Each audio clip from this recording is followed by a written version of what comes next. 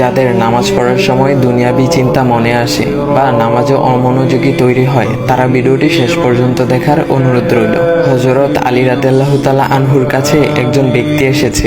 তখন লোকটা বলল, হুজুর, আমার নামাজে মন বসে না। নামাজে দাঁড়ালে আমার দুনিয়াবি নানা চিন্তা আসে। হুজুর, আমার এই নামাজ কি আল্লাহ তাআলা কবুল করবেন? তখন হযরত আলী রাদিয়াল্লাহু তাআলা আনহা বলেছেন, না, তোমার নামাজ কবুল হবে না। তখন লোকটা মনে অনেক কষ্ট নিয়ে চলে যাচ্ছেন। এমন সময় রাসূল সাল্লাল্লাহু আলাইহি ওয়াসাল্লাম এসে হযরত আলী রাদিয়াল্লাহু তাআলা আনহুকে জিজ্ঞাসা করলেন, ইয়া আলী, আপনার কাছে লোকটা কেন এসেছিল?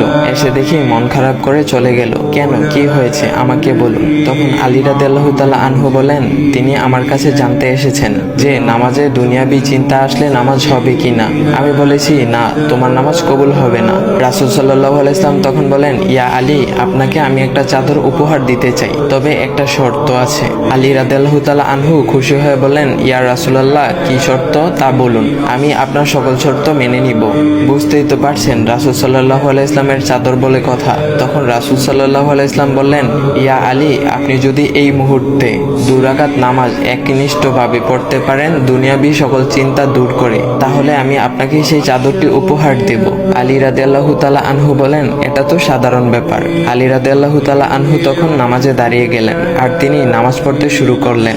এমন সময় তার মনের মধ্যে শুধু ভাবনা চিন্তা আসতে শুরু করলো, আচ্ছা, আমাকে যে রাসূল সাল্লাল্লাহু আলাইহি ওয়াসাল্লাম যে চাদরটা দিবেন, সেটা কি ফাতিমার চাদর নাকি রাসূল সাল্লাল্লাহু আলাইহি ওয়াসাল্লামের? আচ্ছা, চাদরখানা দেখতে কেমন হবে? এই বিভিন্ন বিষয় নিয়ে ভাবতে লাগলেন। তিনি ভুলেই গেছেন যে দুনিয়াবি চিন্তা নামাজে আনতে রাসূল সাল্লাল্লাহু আলাইহি ওয়াসাল্লাম নিষেধ করেছেন। এর মধ্যে আলী রাদিয়াল্লাহু তাআলা আনহুর নামাজ পড়া শেষ। আলী রাদিয়াল্লাহু তাআলা নামাজ শেষ করে রাসূল সাল্লাল্লাহু আলাইহি ওয়াসাল্লামকে বলতেছেন, ইয়া রাসূলুল্লাহ, আমি আপনার শর্ত মেনেছি, এখন আমাকে চাদরখানা উপহার দেন। রাসূল সাল্লাল্লাহু আলাইহি ওয়াসাল্লাম বলেন, ইয়া আলী, আপনি কি একনিষ্ঠভাবে দুনিয়াবি চিন্তামুক্ত ছাড়া 2 রাকাত নামাজ পড়েছেন? তখন আলী রাদিয়াল্লাহু তাআলা আনহা মুচকি হেসে বললেন, না ইয়া রাসূলুল্লাহ, আমি আপনার চাদর নিয়ে অনেক কিছুই ভেবেছি। তখন রাসূল সাল্লাল্লাহু আলাইহি ওয়াসাল্লাম বলেন, ইয়া আলী, নামাজ তোমারও হয়েছে, আর তুমি যাকে নামাজ হবে না বলে ফতোয়া দিয়েছো, তার নামাজও আল্লাহ তাআলা কবুল করে নিয়েছেন। শোনো আলী, দুনিয়াবি চিন্তা দ্বারা নামাজ বাতিল হয় না, নামাজ মহান আল্লাহ তাআলা কবুল করে নেন। সকল ফরজ নিয়ম কানুন মেনে নামাজ পড়লে নামাজ হবে ইনশাল্লাহ। তবে আমাদের সকলের উচিত নামাজ আদায় করার সময় একমাত্র আল্লাহকে স্মরণ করে নামাজ আদায় করা। নামাজে দাঁড়ালে দুনিয়াবি চিন্তা মাথায় আসে, এটা শয়তানের একটা ফাঁদ।